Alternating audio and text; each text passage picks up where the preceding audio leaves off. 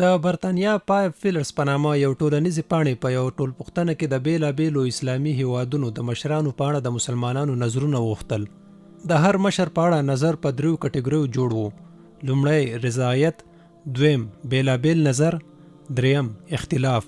په دې ټولپوښتنه کې تر ټولو زیات منفي نظر د متحده عربي اماراتو د صدر اعظم محمد بن زاید په اړه وښودل شو چې 98% خلکو ورسره اختلاف څرګند کړ. دغه راز د پاکستان لومړي وزیر شهباز شریف څخه هم 80% خلکو نارضایت وښود. بلخوا تر ټولو زیات رضایت او خوښي د افغانستان اسلامي امارت امیر المؤمنین شیخ هبت الله اخندزاده حفظه الله څخه څرګند شو. د ګډونوالو په وینا که څه هم هلته د ښځو د لوړې کچې غربي تعلیم نشته، خو بیا هم د مسلمانانو اوسني وضعیت ته په کتو دا دومره لوی او جدي ستونزه نه ده.